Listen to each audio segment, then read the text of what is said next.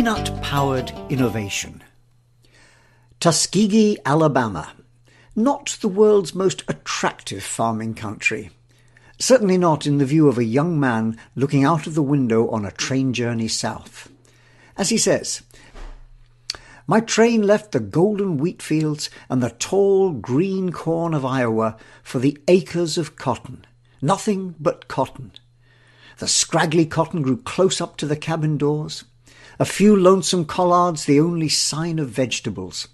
Stunted cattle, bony mules, fields and hillsides cracked and scarred with gullies and deep ruts.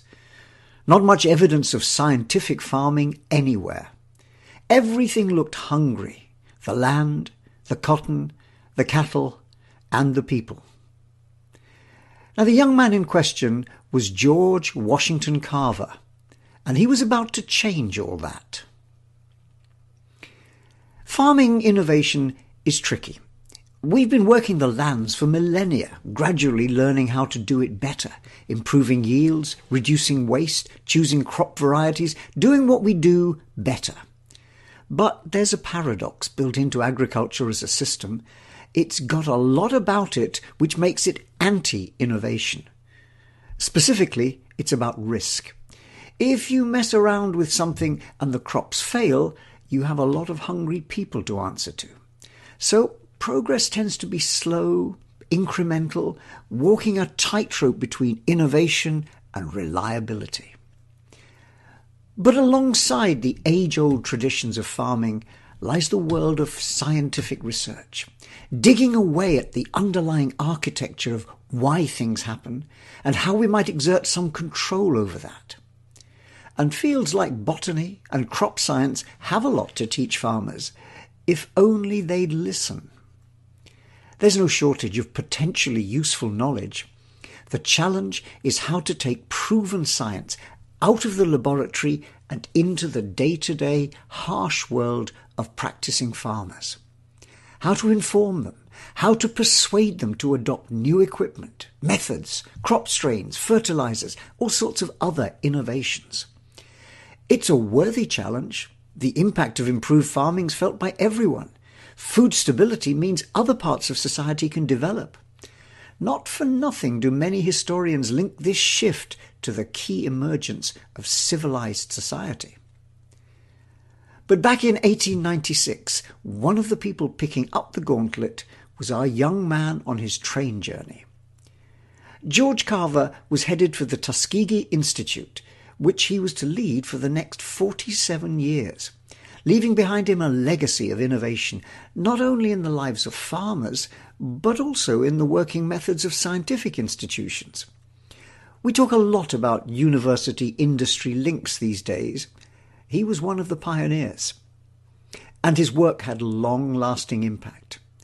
When he heard of his death in 1943, President Franklin Roosevelt commented that the world of science has lost one of its most eminent figures, and there are statues of Washington Carver all around the United States.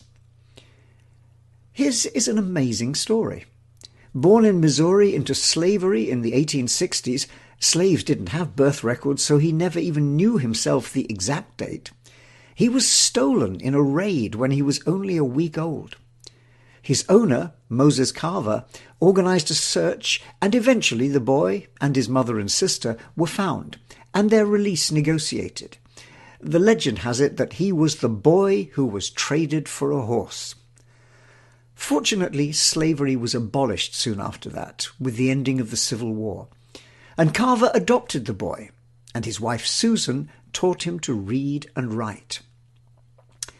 In his early 20s, he moved to Kansas, having tried, unsuccessfully due to his race, to enroll in college.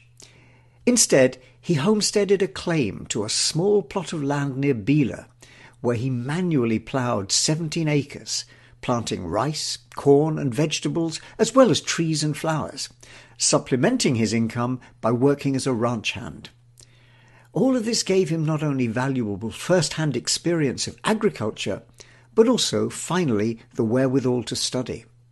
But his first love was art, and he studied at a local art college. It was there that one of his teachers noticed his fascination with drawing plants and persuaded him to explore them further. So he eventually enrolled at Iowa State Agriculture College, now Iowa State University, where he studied botany, becoming in the process the school's first African-American student and later its first black faculty member. After several years teaching and researching, he was invited to join the Tuskegee Institute, now Tuskegee University, and head up its agriculture department. Hence the train journey. But he soon realized that the challenge in such an institute is twofold. On the one hand, there's the need to research into crops and methods, and here his innovations included crop rotation, crop selection, and particularly working on alternative cash crops to help reduce dependence on cotton. But on the other hand, for such an institute, there's an urgent need to take the message out. Diffusion of innovation to scale depends on communication. And here he didn't find instant success. There was an important learning curve to climb. For example, he wrote pamphlets urging farmers to buy a second horse so that they could run a more efficient 2-horse plough which could till the soil to greater depth, and other pamphlets which promoted the use of fertilizers. But gradually, he came to realize that the poor sharecropping farmers in his constituency had heard the information about fertilizer, but couldn't raise enough money to buy any, let alone have cash to spare for a second horse. In any case, the nature of the sharecropping system, in which landowners allowed farmers to work land in return for a share of the proceeds of crops which were sold, meant that their whole existence was often precarious. Why bother to improve soil when you might be kicked off the land at any moment? So he began to shape his message differently. At its heart was the principle that every operation had to be within the reach of a poor tenant farmer with a 1-horse equipment. But he also stressed that farmers could work with the land and use its resources to help make themselves self-sufficient. For example, by using their own compost instead of buying fertilizer. And he innovated in the ways in which he took his message out. One of his early ideas was the Jessup wagon, named after the philanthropist who provided the funding for the program. And this was a mobile classroom which took the lessons out to farmers.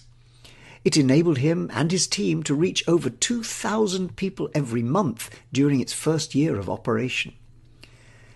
And he began writing short, simple information sheets, Carver bulletins, which contained key messages. He made sure the word was spread, using many of the principles which are today so familiar, like the role of key influencers in the social system, the ones to whom others look for recommendations or whose behaviour they tend to follow. He also understood the power of the demonstration effect.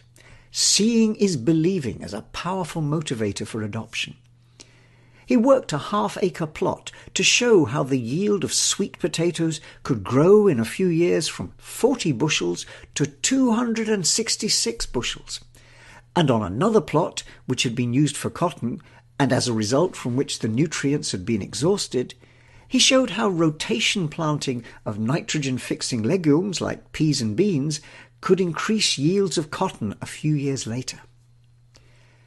He was also a convert to the idea of chemergy, using science, especially chemistry, to help find non-food uses for crops which would raise added value. But in doing so, he also understood the need for thinking in wider systems terms, building a viable business model for the whole. Henry Ford, another notable systems thinker, was an early and enthusiastic supporter. But Carver's name will be forever associated with peanuts. Not a bad memorial to his work, though he did look at many other crops as well. But Carver encouraged farmers to grow peanuts because they offered several advantages to his target group. They can be grown alongside cotton because they have a different growth cycle.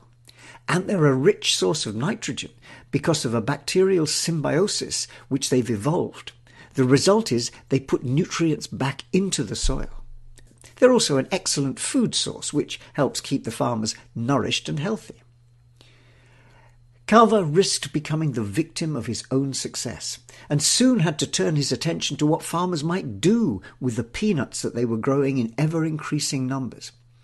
His famous pamphlet on uses for peanuts included various recipes for edible items, including coffee, ice cream and bread, oil-based paints and lubricants, shampoos and cosmetics, even something called peanut nitroglycerin.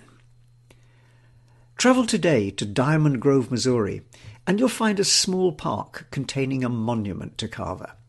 His contribution is taught in schools across the country, and he undoubtedly serves as a wonderful role model for what can be achieved regardless of race or origin. But in innovation, he's left a different kind of monument, an example of how ideas can create value, but only if we also pay attention to the ways in which they're communicated and diffused to scale.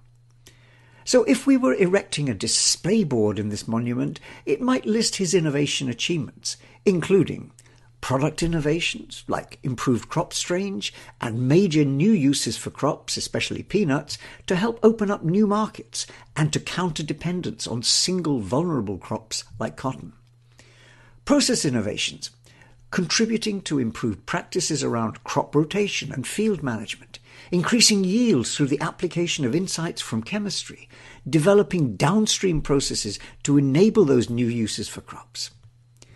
Position innovation, taking his message out of the laboratory and into the world of the small farmer, innovating in the methods through which he not only broadcast his message, but also persuaded reluctant adopters to experiment, enabling diffusion of his new ideas to scale. And paradigm innovation, changing the way of thinking about agriculture from back-breakingly labour-intensive to building on a rich scientific base. And thinking about ecosystems, business models, long before the vocabulary was there. Seeing that opening up new markets for crops like peanuts is going to require complementary assets and extensive partnerships across a value-creating network. Along the way, he can also take credit for pioneering work and, importantly, practical demonstrations around sustainable living, working with the planet rather than exploiting it. Not a bad legacy for a boy who began life without even a name.